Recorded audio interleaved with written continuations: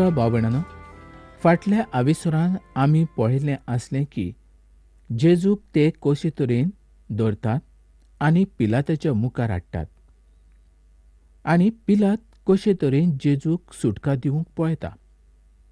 हें आमी फाटल्या आविसरांत पळयल्लेंच आसा. आयज आमी पळोवया जोआवाच्या 19व्या आविसरांत कितें बरयल्लें आसा तें. जेजूक धरून ताजेर कसले तरेचे गुन्यांव घालतात हें आमी पळोवंक जाय. अशें म्हणटात की रोमाचे लोक नीत करूंक संवसारांत सगळ्या लोकांहून फामाद अशे लोक जावन आसले. जण एका रोमाच्या अधिकाऱ्याच्या मेजाचेर 2 तोंडां आसलेले जानस ह्या नांवाच्या देवीची ल्हानशी मुर्ती दवरलेली आसता. ताका 2 तोंडां आसता, एक मुखार आनी एक फाटल्यान. आनी ह्या जानस नांवा वयल्यानूच जानेवारी हें म्हयन्याचें नांव पडलेलें आसा. पोरन्या वर्सा कडेन तें पळयता आनी नव्या वर्सा कडेनूय तें पळयता. जानस नितीदाराक उगडास करून दिता की तांणी प्रोसनाक बरे तरेन फुडें आनी फाटीं तपासून पळोवचें. रोमाच्या लोकांनी सगळ्या संवसाराचेर 1000 वर्सां राज्य केल्लें आमकां इतिहास सांगता. जेन्ना रोमान लोकांचेर आपलें राज्य केलें तेन्ना तांणी लोकांक बरो रस्तो, कायदो आनी तांची राखण तशेंच शांती दिवची भासावणी दिल्ली आसली. पूण लोकांचें जिवीत तांचे हुकुमशायेचेर अवलंबून आसलें. रोमाच्या सरकारान लोकांक आपल्या हातांत धरलेले आसले. आपल्या कायद्या प्रमाणे ते तांकां चलोवंक लायताले. रोमाच्या न्यायालयांत अपराध्याची न्हीद जाताली आनी अपराध नासलेल्याची न्हीद जाताली. कोणाकूय हें खरें दिसत वो ना दिसत, पूण जें कितें चलतालें तें एकदम वायट जावन आसलें.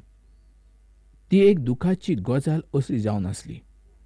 तांणी आपणाक जाय तसो कायदो चलोवपाक सुरवात केल्ली आसली आनी निमणे सुवातेर गोलगोथा ह्या सुवातेचेर जेजूक मरण ते फावो करतात. जोआचो 19वो आविसर 1 ते 3 वळींनी आतां आमी पळोवया. जर जेजू चुकी मेकळो आसलो तर ताका तांणी सुटका दिवंक जाय आसली. जर ताजेर घातलेले गुन्यांव खरे आसलेले जाल्यार ताका ताणें मारूंक जाय आसलो. पूण जें मरण ताका ताणें फावो केलें तें कायद्याच्या विरुध्द जावन आसलें. कायदो असले तरेचें मरण त्या सुवातेचेर सांगून आसलो.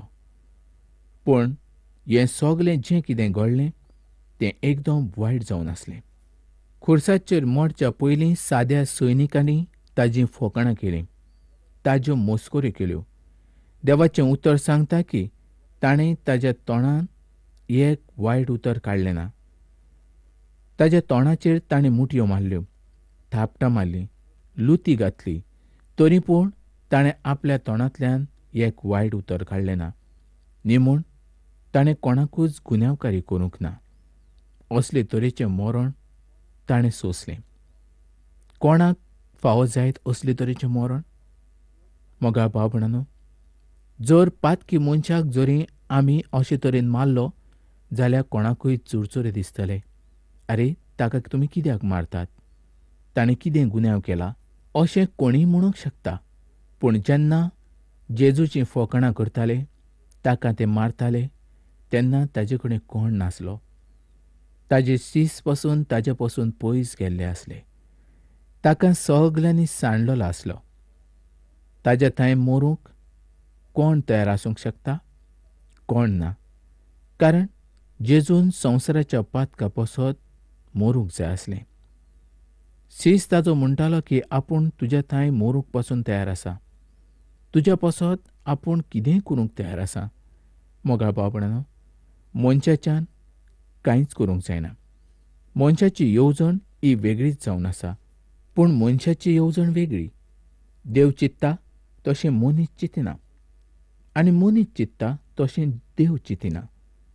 मोगाळ भावणानो, जेजू आयज तुका आनी म्हाका जिवीत दिवचे पासत त्या खुर्साचेर मेल्लो आसलो. हेंच फकत आमी जाणा जावंक जाय. हाजेर आमी चींत दिवंक जाय. जुवांवाचो 19वा आविसूर 4 आनी 5 वळी प्रमाणे आमी पळयल्यार आमकां अशें दिसून येता. आतां ते परत भायर येतात. पिलातान सारको जबाब दिल्लो आसलो. जरी पिलातान सारकी न्हीद केल्ली आसली तरी त्या सुवातेचेर आसलेली पोरजां ताजें आयकूंक पळयनासली. त्या पोरजेक ताका खुर्सारूच मारूंक जाय आसलो. ताका पळयल्यारूच अशें दिसतालें की ह्या मनशान खूब कितें तरी वायट केलां. ताजे तोंडार नदर घाली सारकी नासली. इतलो ताका तांणी मारून मारून सुजयल्लो आसलो. मोगाळ भाव भयणीनो, ताजी गोत कशी जाली वो निमाणे सुवातेचेर तो कसो आसलो हें पवित्र पुस्तक आमकां सांगना. पूण आमी येवजून पळोवंक जाता की ताका कितलो मार पडलो आसूं. तो एकलोच आसलो. बाकीची सगलीं पोरजां ताच्या विरुद्ध आसली. कोणूच ताजे चडशी नासलो. तर ताजी परिस्थिती कसली जाली आसूं. हाजेर तुवें केन्ना नियाळ करून पळयला? तुज्या पासत ताणें कितलें सोंसलें हाजेर तुवें केन्ना नियाळ केला मोगाळ इश्टा? जुवांवाचो 19वा आविसूर आनी 6वी वळ जर आमी पळयली जाल्यार आमकां अशें दिसता. ह्या वेळार पिलातान हात धुवचे पासत उदक मागलेलें आसलें. ताणें उदकान आपले हात धुवन तो कडेक सरलो आसलो. ताका ताजे भितर कांयच चूक मेळनासली. त्या पासत तो आपले हात धुयता आनी तो कडेक सरता आनी पळचे कडेन तो ताका सोंपयता. खरें पळयल्यार ताजी ही एक चूक जावन आसली. ताणें त्या सुवातेचेर कितें तरी निचोव लावंक जाय आसलो. कितें तरी निचोव ताणें घेवंक जाय आसलो. पूण तशें तो कांयच करिना. आनी पळचेक ह्या वेळार तो सगलो कायदो करूंक हक्क दिता. आनी ताजे पळचेन म्हटलें की ताका खुर्सार मार. जुवांवाचो 19वा आविसूर 12वे वळी प्रमाणे पिलात ताका सोडूंक सोदतालो. पूण जुदेवांनी बोब मारली, ह्या मनशाक सोडशी जाल्यार तूं शेजाराचो इश्ट न्हय. आपूण पातशाह म्हणटा तो मनीस शेजाराचो दुस्मान. पिलात ताका सुटका दिवंक पळयतालो. कारण ताणें ताजेर विस्वास दवरलेलो आसलो म्हणून? ना, कारण ताका खबर आसली की दोनी जेजू अपराधी मनीस नासलो म्हणून.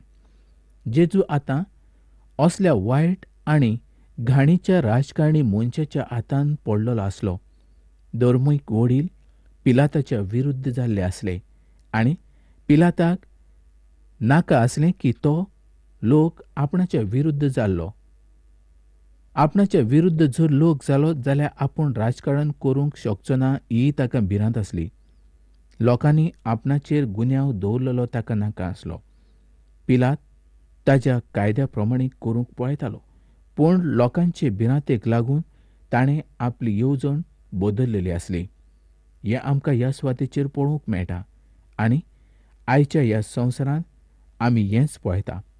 मनीस आपल्याक जाय त्या प्रमाणे कायदो गुवणायता. आपल्याक जाय त्या प्रमाणे ते चलतात आनी देवाच्या विरुद्ध ते सगळे करतात. आयज देवाची भिरांत कोणाकूच ना. मनशाची येवजण घेवन संवसार चलता.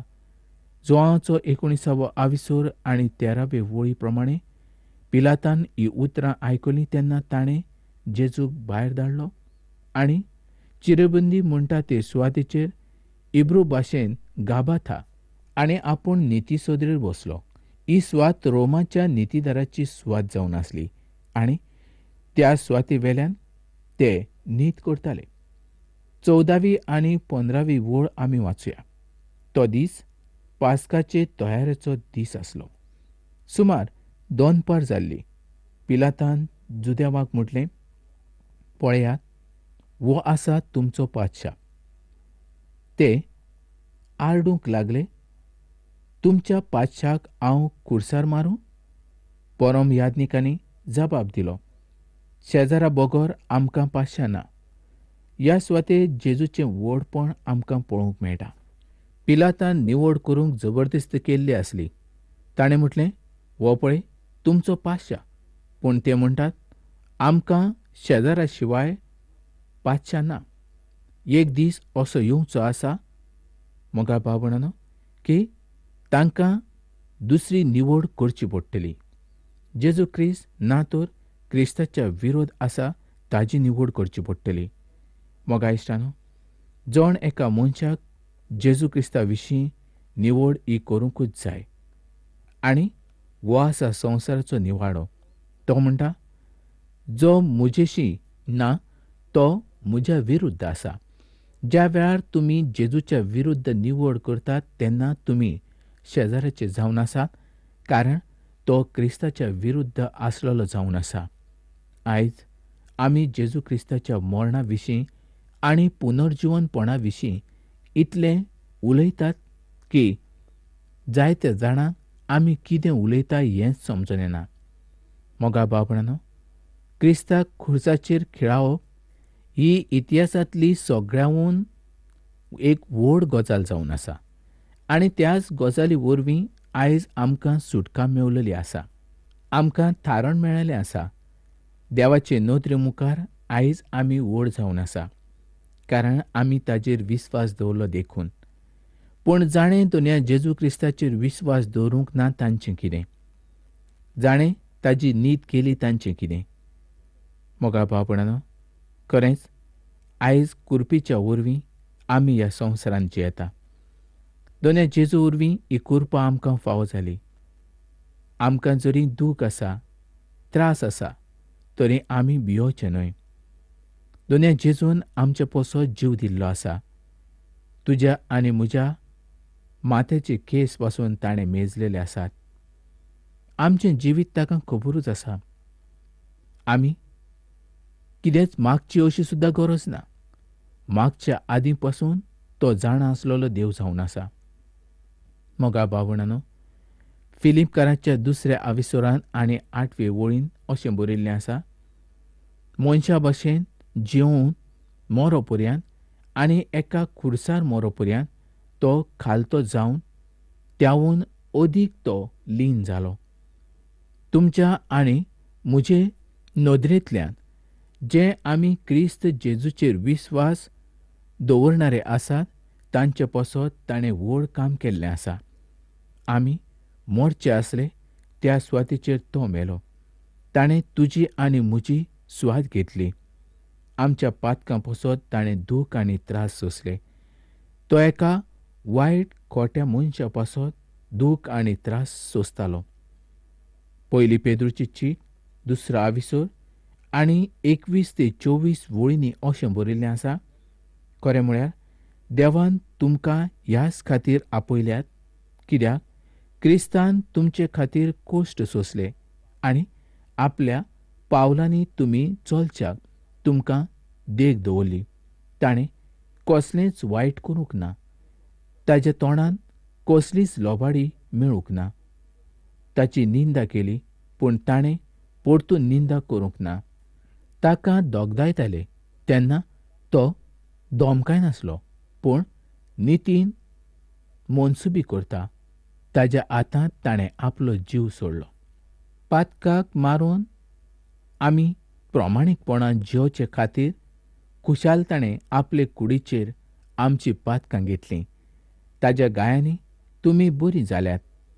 सांडलोल्या शेळ्या परी तुमी भोंवताल्यात, पूण आतां तुमच्या गोवळ्या आनी राखण्याशी तुमी पावलेलीं आसात.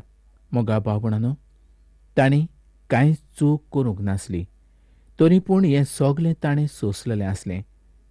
आयज तूं आनी हांव खंय आसा? आमचें जिवीत कशें आसा? आमी ताच्या मरणाचो उगडास करता काय आमी आमचें जिवीत घेवन आसा? ह्या संवसारांत तुका आनी म्हाका सगळेच तरेचे त्रास आसले, तरी पूण ते दुनिया जेजू क्रिस्ताचेर आसलेल्या त्रासांहून चड नात. तर मोगा भावणानो, हें ताणें कित्याक केलें? तो देवाचें उतर कितें सांगता हें आमी पळोवया. देवाच्या उतरान आमी आयज पळोवंक जाय, तेन्नाच आमकां सोगलें सोत अशें दिसून येतलें. जर देवाचें उतर आमच्या ताय ना तर आमकां सोत केदींच समजून येवचें ना. देवाचें उतर सांगता, कोणूच प्रमाणीक ना, एकलो देखून ना. सगळे पातकी जाल्यात आनी तांकां देवाचें अनंतबरी दर्शन अंतरलां. एकाच मनशा उद्देशीं जशें पातक संवसारांत भितर सरलें आनी पातका उद्देशीं मरण, तशें सगळे पातकी जाले देखून मरण सगळ्या मनशाचेर आयलें.